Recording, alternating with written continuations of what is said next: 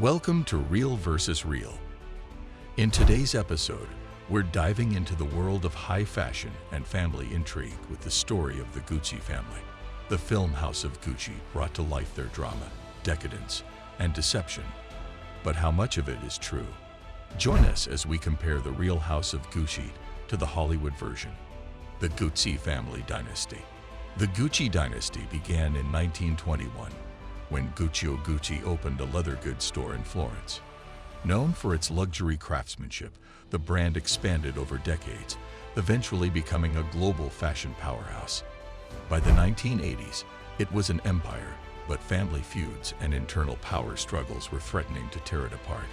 In House of Gucci, we see the family portrayed as both glamorous and volatile. The film gets this part right. The Gucci family was famous for its rivalries and complex dynamics, especially between Aldo Gucci, the son of Guccio, and his own children. But House of Gucci amplifies these rivalries, creating heightened tension between family members for dramatic effect. Patrizio Reggiani and Maurizio Gucci. House of Gucci tells the story of Maurizio Gucci and his wife, Patrizia Reggiani, whose relationship brought both passion and eventual chaos to the Gucci family. In the film, Patrizia, played by Lady Gaga, is depicted as ambitious and drawn to Maurizio's wealth and status. This portrayal is based in fact. Patrizia came from a modest background, and marrying into the Gucci family offered her the life of luxury she desired. The real Patrizia was known for her extravagant lifestyle and was deeply involved in Maurizio's career, pushing him to take more control of the Gucci empire. While the film captures her ambition and taste for opulence, it sometimes exaggerates her role in driving Maurizio's business decisions. Patrizia supported him, but he ultimately made his own choices, including the one to distance himself from his family. Maurizio and Patrizia's marriage was as tumultuous as the film suggests, and their separation left Patrizia feeling betrayed and angry. Historically, Maurizio did abandon Patrizia, and their divorce was finalized in 1994. House of Gucci portrays this betrayal as a breaking point for Patrizia, setting the stage for the events that followed. The fall of the Gucci empire. Maurizio's rise to power was marked by a series of corporate maneuvers to gain control of Gucci, often at the expense of his own family. House of Gucci shows Maurizio's ambition and his struggles to modernize the brand, but it simplifies some key details. In reality, Maurizio faced intense pressure from investors and financial troubles, and by the 1990s, he had sold his shares, effectively ending the Gucci family's ownership of the company. Though Maurizio's intentions were to revive Gucci's prestige, his business choices proved costly, and by 1993, he was forced to sell his shares to Investcorp, a Bahraini investment group. The film skips over some of these financial details, instead focusing on his personal ambitions and vision for Gucci as an artist-driven brand. The murder of Maurizio Gucci. In one of the most shocking moments in both the film and real life, Maurizio Gucci was shot dead outside his Milan office in 1995. The murder sent shockwaves through the fashion world, and an investigation revealed an unexpected mastermind behind the crime.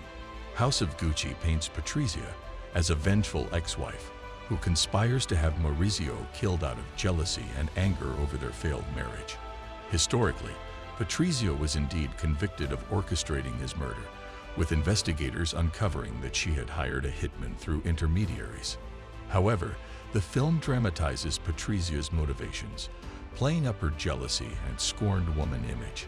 While anger over the divorce played a role, her motivation was reportedly also financial, as she stood to lose much of her luxurious lifestyle after Maurizio left her.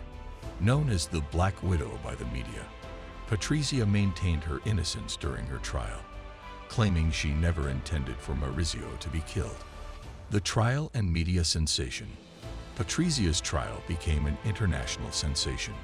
She was depicted in the media as a villainous figure driven by greed, ambition, and revenge.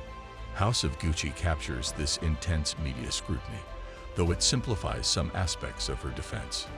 While the film shows Patrizia as unapologetically villainous, The real Patrizia often downplayed her role in the crime, portraying herself as a wronged ex-wife. She was sentenced to 29 years in prison and served 18 years before being released in 2016. In recent interviews, she's continued to insist she had no direct involvement in the murder. The Gucci brand after the family. Today, Gucci is one of the most successful luxury brands in the world, but the family no longer holds any ownership. After Maurizio's death, Gucci underwent major transformations, including the introduction of Tom Ford as creative director. Under Ford, the brand skyrocketed to new levels of popularity in the late 1990s. House of Gucci focuses on the family's drama, but doesn't cover the brand's revival in depth.